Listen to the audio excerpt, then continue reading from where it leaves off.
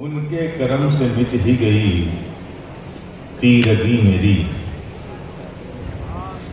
ان کے کرم سے مٹ ہی گئی تیرگی میری، ورنہ وبال جان تھی یہ زندگی میری،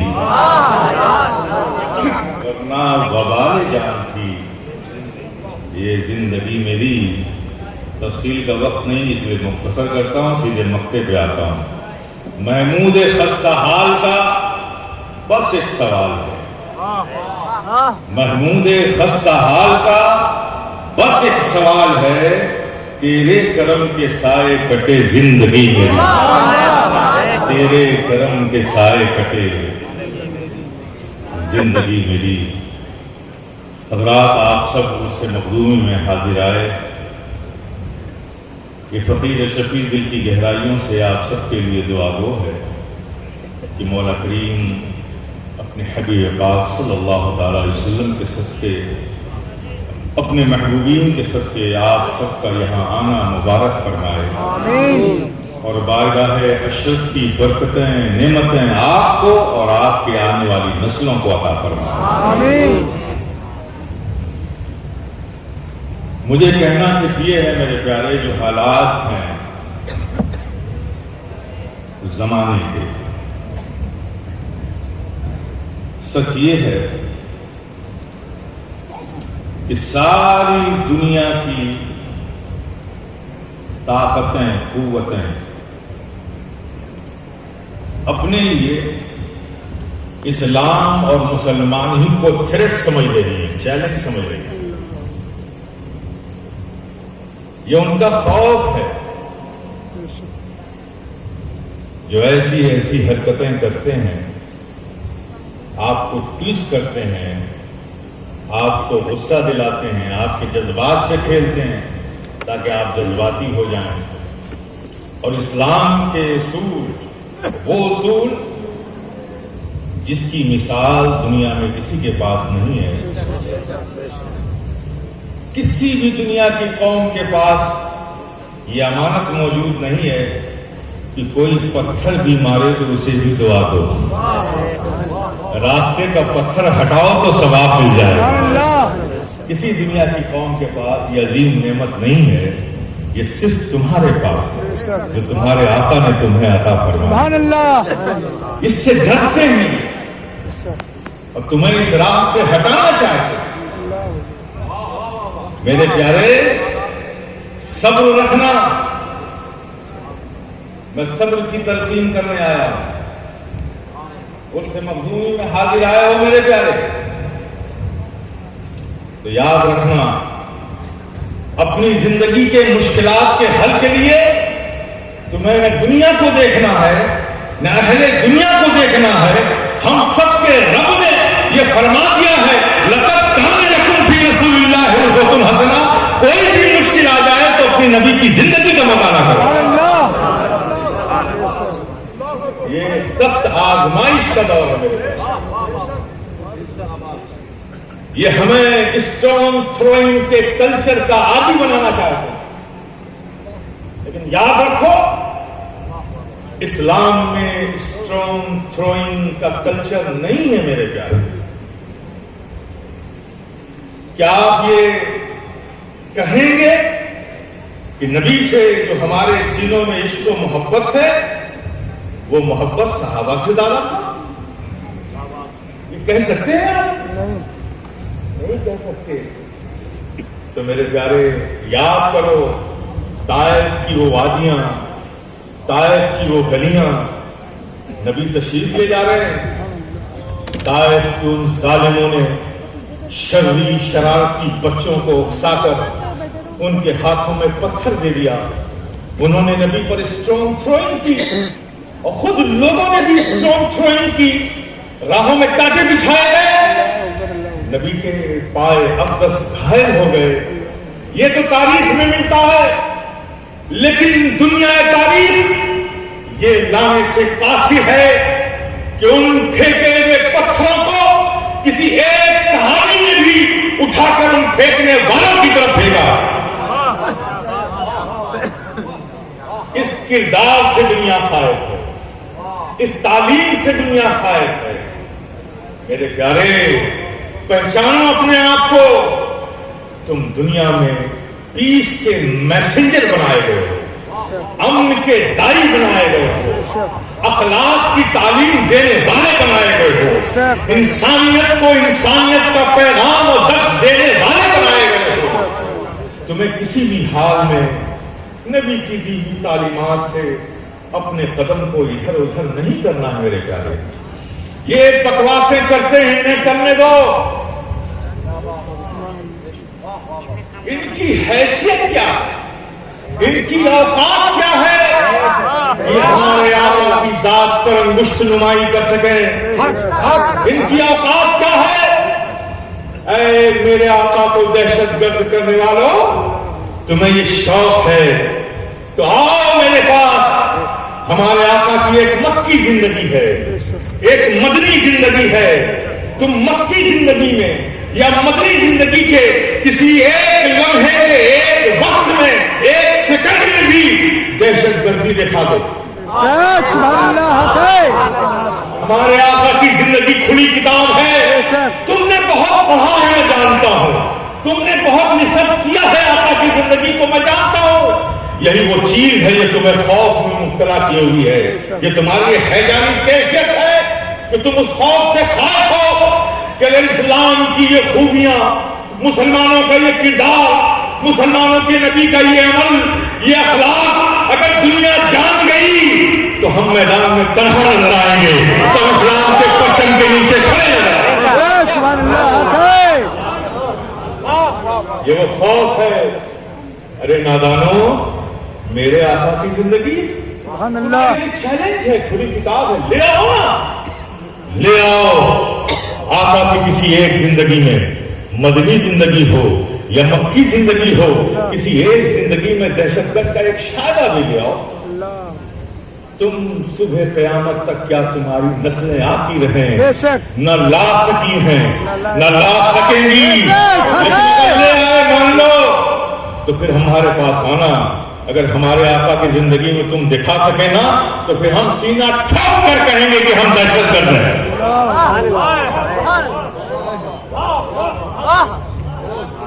پھر تمہیں الزام لگانے کی ضرورت نہیں ہے، ہم خود سینہ ٹھوک کر کہیں گے کہ ہم دہشت گرد ہیں۔ لیکن شک یہ ہے کہ پہلے ہمارے نبی کی زندگی میں دہشت گردی کا کوئی شائبہ لا کر دکھا۔ نہ تم کل لا سکے، نہ آج لا پائے، نہ کل لا سکو گے۔ ارے ظالموں، ہمارے نبی کو، میرے پیارے، ان کی بکواسوں سے متاثر مت ہو، اپنے قدموں میں ثبات رکھو، مزاج میں استقلال رکھو، اپنے فکر میں پاکیزگی رکھو، پازیٹو رہو، ہمیشہ مثبت سوچ کے مالک بنو۔ میرے پیارے، انہیں بکواس کرتے ہیں کرنے دو۔ ارے میرے پیارے، میں مثال دیتا ہوں، آپ مجھے بتاؤ، ایک شخص ہے، ایک میرا مرید، اس نے ایک گاڑی خریدی۔ گاڑی خریدنے کے بعد اسے معلوم ہوا کہ حضرت آئے ہوئے، وہ سیدھے گاڑی شو روم سے لے کر میرے پاس آ گیا، کہا حضرت میں نے ابھی یہ گاڑی خریدی، کار خریدی ہے، میں چاہتا ہوں کہ آپ اس پر بیٹھ جائیں، میں ایک راؤنڈ آپ کو لگانا چاہتا ہوں، میری یہ دلی خواہش ہے۔ میں نے کہا بیٹا، میں تمہاری گاڑی دیکھ لی، اللہ مبارک کرے، خیر فرمائے تمہارے لیے، حادثات سے اسے بچائے، تم پرسکون زندگی گزارو، دعا سے کام نہیں چلا۔ نہیں حضرت، میری خواہش ہے کہ آپ اس پہ ایک بار بیٹھ جائیں، میں ایک شارٹ راؤنڈ لگانا چاہتا ہوں، زیادہ دور نہیں لے جاؤں گا۔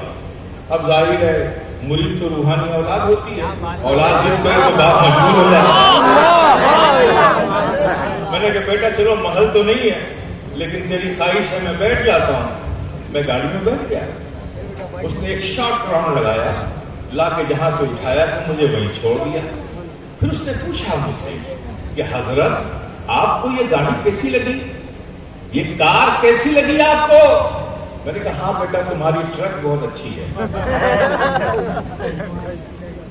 کہا حضرت یہ ٹرک نہیں یہ کار ہے۔ ہم نے کہا تم صحیح کہتے ہو بیٹا، تمہاری ٹرک بہت اچھی ہے۔ کہا یہ کمپنی کا دیکھیے آپ، مینول گائیڈ بک ہے، یہ ہم نے خریدا ہے، اس کی ریسپٹ ہے، اس میں کار لکھا ہوا ہے۔ ہم نے کہا بیٹا کمپنی بھی صحیح کہتی ہے, تمہارا ٹرک بہت اچھا ہے. میں نے کہا حضرت RTO آفس سے ہم نے رجسٹریشن کرایا, اس میں بھی کار لکھا ہوا ہے. RTO آفس بھی صحیح کہتا ہے بیٹا تمہارا ٹرک بہت اچھا ہے. وہ حیرت میں پڑ گیا کہ حضرت کو ہو کیا گیا. اس نے گاڑی کھولی, بیٹھا اور مسکرا دیکھ گھوم گھوم کر مجھے دیکھتا رہا. شاید مجھے سوچ رہا تھا کہ لگتا ہے کہ حضرت کے دن اچھے نہیں چل رہے.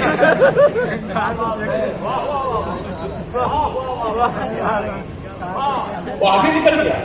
جب وہ آگے بڑھا تو میں مسکرانے لگا. ہم نے کہا ایک انسان نے ایک گاڑی بنائی, ایک مشینریز بنائی, ایک گاڑی بنائی, اس کا نام کار رکھ دیا. میں کہتا رہا ٹرک, لیکن انسان ماننے کو تیار نہیں, اس لیے کہ بنانے والے نے اسے کار کا نام دیا ہے.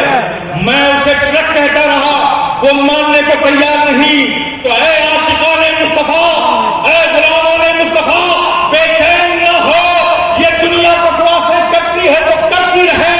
جب اس خالق کائنات نے, اس رب السماوات والارض نے, اس creator all of the world نے, اس سنسار کے رچائیدہ نے جب اپنے محبوب کو رحمت للعالمین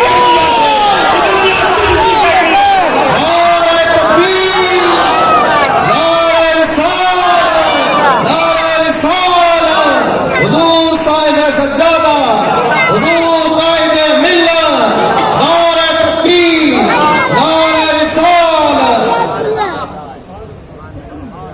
ظاہر ہے ایسے لوگوں کے بارے میں پھر آپ کیا خیال کریں گے؟ بڑی شائستگی سے, سنجیدگی سے, ادب کو مرہون رکھ کے اس نے صرف یہی سوچا ہوگا کہ حضرت کے دن اچھے نہیں چل رہے ہیں. اور ایسے پاگلوں کے بارے میں بے تکلف ہو کے آپ کیا کہیں گے کہ لگتا ہے اس کو پاگل خانے کی ضرورت ہے. آپ سمجھ گئے؟ تو یہ سب چیزوں سے آپ کو بے چین ہونے کی ضرورت ہے. یہ سب کر اس لیے رہیں گے کہ آپ اپنے اخلاق کو چھوڑ دیں, اپنے صبر کو چھوڑ دیں, اپنے تحمل کو چھوڑ دیں, اپنی تاریخ کو چھوڑ دیں, اپنی تہذیب کو چھوڑ دیں, اپنے عفو و درگزر کے اس عظیم نعمت کو چھوڑ دیں جو آپ کو اسلام نے دیا ہے. جو نعمت ہمارے آقا نے ہمیں عطا کی ہے وہ ہمیں اپنے راستے سے ہٹانا چاہتے ہیں. میرے پیارے ہرگز نہیں ہٹنا ہے, ہرگز نہیں ہٹنا ہے. صبر رکھنا ہے, تحمل رکھنا ہے. قدموں میں سباق پیدا کرو, اپنے قلب میں استقلال پیدا کرو, اپنے فکر کو پازیٹیو بناؤ. دنیا بکواسیں کرتی ہیں, کرتی رہیں. اور ایک بات میں اور کہہ دینا چاہتا ہوں, ایک بات اور, بحمدی تعالی ہم بھارتیے.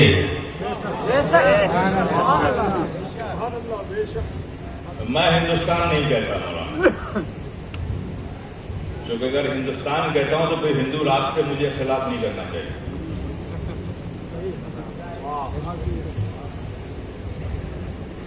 ہندوستان اور ہندو راج, اگر ہندوستان کا ترجمہ ہندی میں کریں گے تو ہندو راشٹری بنتا ہے. اور آپ کے پاسپورٹ میں لکھا بھارت گنتنتر دِوس, اور آپ کے سموِدھان میں لکھا ہے ہم بھارت کے ناگرک. تو ہم ہیں بھارتی. اور یہ ایک ایسا لفظ ہے جس میں کوئی بھی تکلف نہیں کہنے میں. ہمیں فخر ہے, ہمیں فخر ہے کہ ہم بھارتی ہیں. فخر ہے. کیوں؟ اس لیے میں کہتا ہوں اس ملک سے پیار کرو. ایک ملک سے, اور سنی ہمیشہ پیار کرتا ہی ہے. جسے جسے نبی سے پیار, جسے جسے ولی سے پیار, وہ سب اس ملک سے پیار کرتا ہے. سب اس ملک سے پیار کرتے ہیں. کیوں کرتے ہیں؟ کئی وجہ ہے. ایک وجہ بتاتا ہوں. فخر کرو تحدیث نعمت کے طور پر کہ ہم بھارتی ہیں. حضرت آدم کے بارے میں سنا نا وہ واقعہ کہ اللہ نے مجسمہ بنایا, عناصر اربع کا پیکر بنا کے جب مجسمہ تیار کیا تو پھر روح ڈالی, واپس آ گئی. واپس کیوں آئی؟ روح سے اللہ نے پوچھا مولا بڑا اندھیرا ہے, مولا بڑا اندھیرا ہے. تو پھر اللہ نے کیا کہا؟ وہ نور محمدی اسے اپنے قرب خاص میں رکھا تھا، وہ لیا اور پیشانی آدم پہ رکھ دیا، پھر روح کو حکم دیا اب جا، اب روح گئی تو ٹھہر گئی نا۔ اب آپ یہ بتا دیے حضرت آدم زمین کے کس حصے پر اتارے گئے؟ بولو نا میرے پیارے۔ آج وہ ملک شری لنکا کے نام سے جانا جاتا ہے، سرندیپ ایک پہاڑی ہے، اس پر حضرت آدم کا نزول ہوا۔ پہلے وہ بھی بھارت تھا، وہ بھی بھارت تھا، تو بھارت میں اتارا نا۔ یہ ریکھائیں تو ہم نے کھینچی ہیں نا،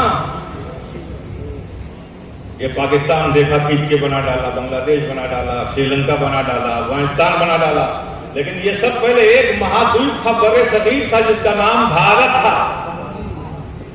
تو کہاں ہے حضرت آدم؟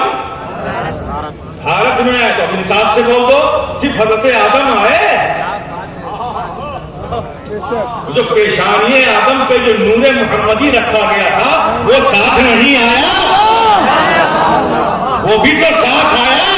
میرے پیارے، ہم بھارتیہ ہیں، تحدیث نعمت کے طور پر رب کا شکر ادا کرتے ہیں کہ ہم بھارتیہ ہیں۔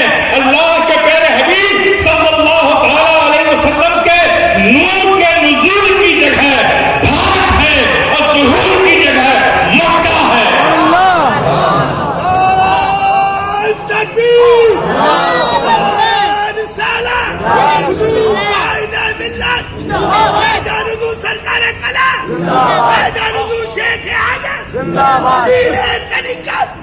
ہمارا اختلاف کل بھی تھا، آج بھی ہوگا، کل بھی رہے گا، ارباب اقتدار سے، ملک سے نہیں۔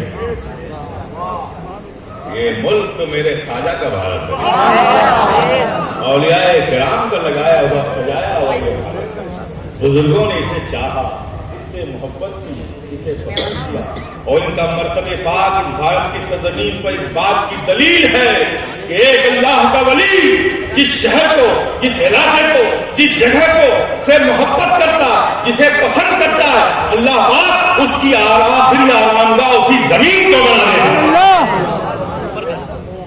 تو میرے پیارے، یہ ذہن سے نکال دو، بی پازیٹیو، اپنے آپ کو پازیٹیو رکھو۔ یہ تم کو نیگیٹو بنانا چاہتے ہیں، نہیں، نبی کی زندگی کو اپنے سامنے رکھو، اور ان سب سے تم جنگ لڑ سکتے ہو۔ ہاتھ میں پتھر لے کے جنگ نہیں لڑنا ہے، دنگے فساد کر کے جنگ نہیں لڑنا ہے، لیکن جنگ لڑنی ہے۔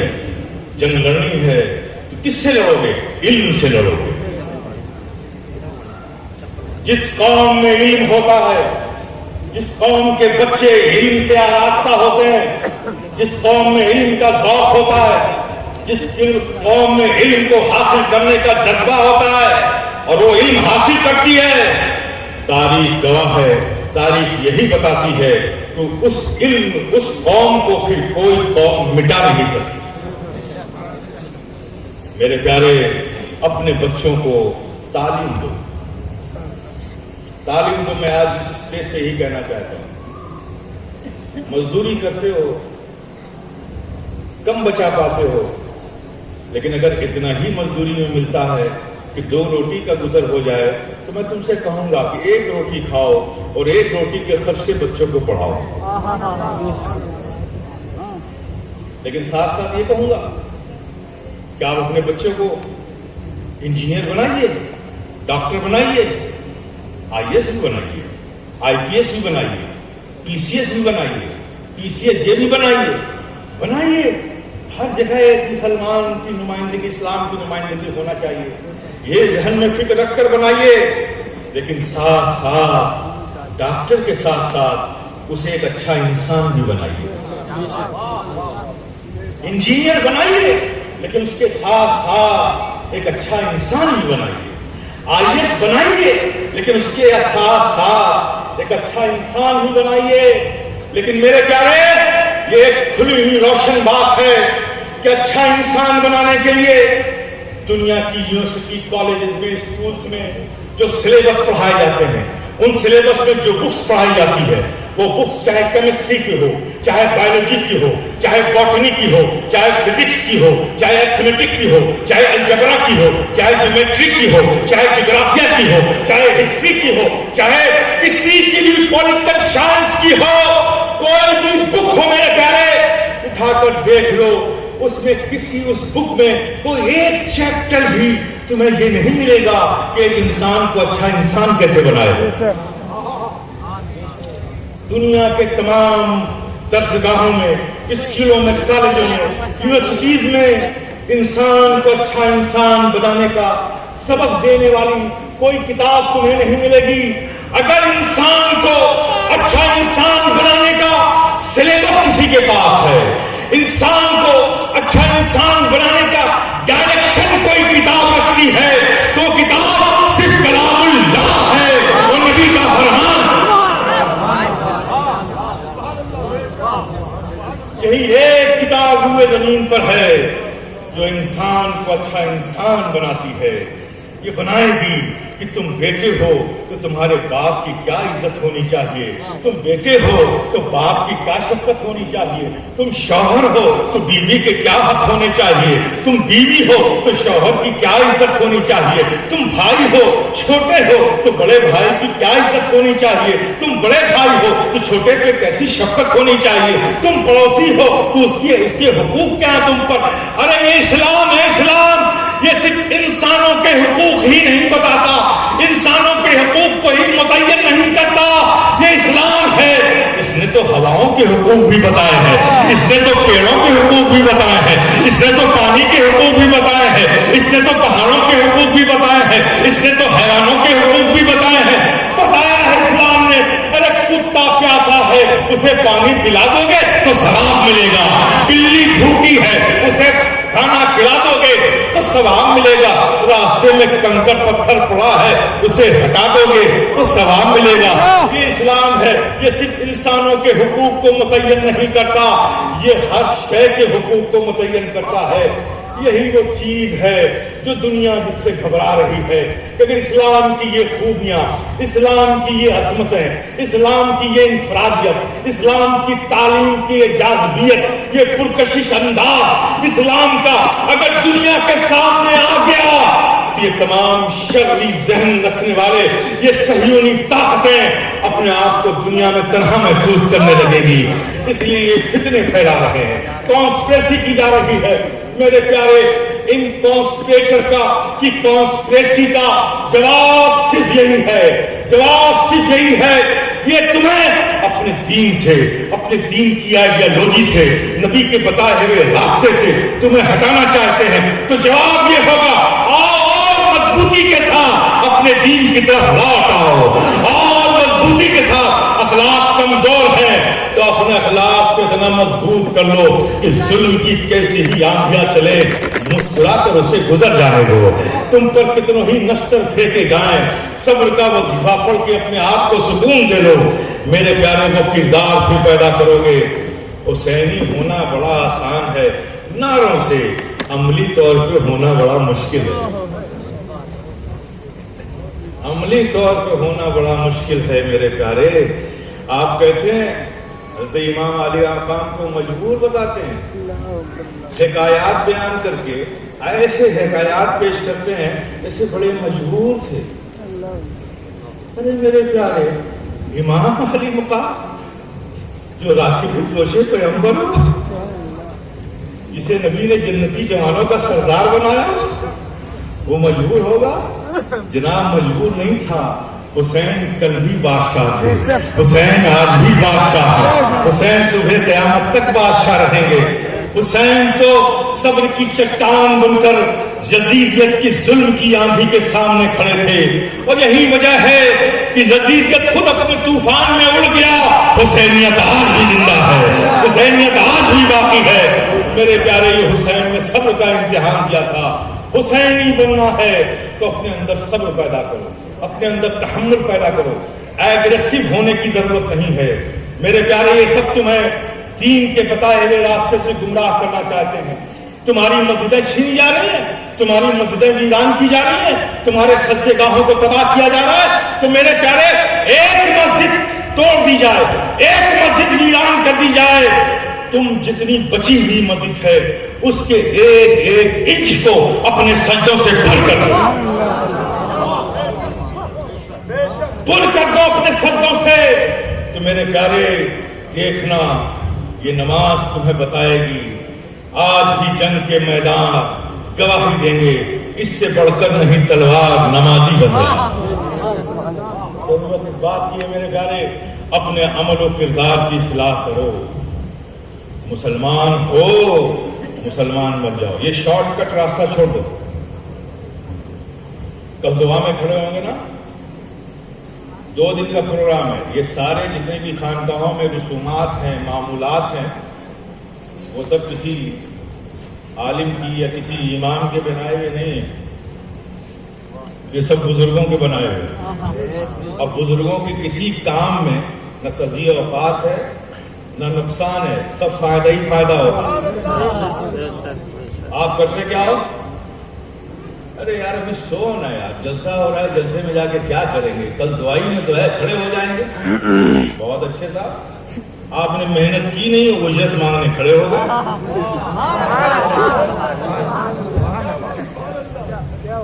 ارے اجرت ملتی کسے ہے؟ جو محنت کرتا ہے۔ محنت تو کی نہیں، اجرت دیتے تو ٹھیک ہے، اجرت تو ملے گی، یہ سخیوں کا دربار ہے، خرچاؤں کی بات ہے، مل تو جائے گی، پھر وہی ملے گی، اتنی ہی ملے گی جس سے گزر بسر ہو جائے، گزر بسر ہو جائے۔ تو ان بزرگوں سے اگر لینا ہے نا، ایک ہی بات لو نا جو نسلوں کے لیے کافی ہو جائے۔ جاننا چاہو گے اس کا راز؟ اشرفی ہو نا، تم پاک کے غلام ہو نا، ان کی غلامی کا پٹکا اپنی گردن میں ڈالا ہے نا، تم ان سب روحانی اولاد۔ میں کہتا ہوں نا یہ سب اشرفی فیملی ہے۔ اس سلسلے کی انفرادیت کیا ہے معلوم تم کو؟ غور ہی نہیں کرتے۔ اس سلسلے کی سب سے بڑی انفرادیت یہ ہے کہ پیر بھی اشرفی ہوتا ہے، مرید بھی اشرفی ہوتا ہے،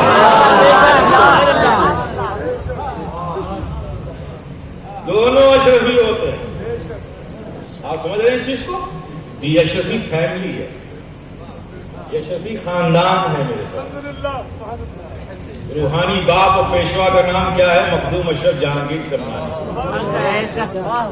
ہمارے خاندان میں جو بھی مرید کرتا ہے مخدوم پاک تک پہنچانے کے لیے کرتا ہے، اپنی ذات تک محدود رکھنے کے لیے کوئی نہیں کرتا، سب پہنچاتے ہیں مخدوم پاک تک اور سب کو اشرفی بناتے ہیں۔ تو باپ ہوئے ہمارے، باپ ہوئے۔ اب باپ کے 2 بیٹے، ایک بیٹا جو امتحان میں کامیاب ہوا، ٹاپ کیا، اور ایک جو اسکول میں فیل ہوا۔ اب مجھے بتاؤ، باپ ایک ہی ہے، اسی کے دونوں بیٹے ہیں، باپ انعام کس کو دے گا؟ بولو نا، انعام کسے دے گا؟ جو پاس ہوا، چونکہ انعام کا تعلق خوشی سے، جب انسان خوش ہوتا ہے تو انعام دیتا ہے، لیکن ایسا نہیں کہ جو فیل ہو گیا اسے بھوکا رکھے گا، اسے بھی کھلائے گا، پلائے گا، زندہ رکھے گا، بیٹا ہے نا تو کھلائے پلائے گا، لیکن انعام نہیں دے گا۔ تو میرے پیارے، اگر اپنے اس روحانی تعداد سے، اپنے اس بات سے تمہیں انعام لینا ہے تو تمہیں انہیں خوش کرنا پڑے گا، ورنہ بھیک سے گزر بسر ہوگا۔ اگر خوش ہو جائیں گے اور انعام دیں گے تو ہر شخص اپنی حیثیت کے مطابق انعام دیتا ہے، لینے والے کی حیثیت نہیں دیکھتا۔ جب غوث العظم، غوث العالم انعام دیں گے، اپنے مقام سے دیں گے، تو پھر میرے پیارے وہ صرف تمہارے لیے نہیں، تمہاری نسلوں کے لیے کافی ہو جائے گا۔ بات ختم نہیں ہوئی، خانقاہی آدمی مکمل کروں گا۔ اب غور کرنا ہے آپ کو کہ میں اپنے اس روحانی تاجدار کو خوش کیسے کروں۔ لنگر کھا کے کمرے میں سونے سے خوش ہو جائیں گے؟ مسجد میں جماعت ہو رہی ہے، آپ سو رہے ہو، اس سے خوش ہو جائیں گے؟ میرے پیارے تھوڑا سا رک کے سوچو، یہ خوش کیسے ہوں گے؟ تو ظاہر ہے کہ جس چیز کو خود یہ کرتے رہے ذوق کے ساتھ، شوق کے ساتھ، محبت سے کرتے رہے, پابندی سے کرتے رہے, پوری زندگی کرتے رہے. اگر ہم ان میں سے کچھ بھی کرنا شروع کر دیں, جب ہم ان کے عمل کو اپنا لیں گے تو ظاہر ہے ان کا عمل انہیں پسند تھا تبھی تو وہ کر رہے تھے, اور جب ہم اس عمل کو کریں گے تو وہ خوش ہوں گے. نیچر ہے نا. اب ذرا سوچو کہ کب جماعت ہوتی تھی, کب مؤذن اذان دیتا تھا, مسجد میں جماعت کھڑی ہوتی تھی, مخدوم پاک حجرے میں سوتے تھے. ہے بولو نا اپنے دل کے حال, زمانہ تم نے نہیں پایا, لیکن بتاؤ نا ایسا ہے کیا؟ نہیں نا.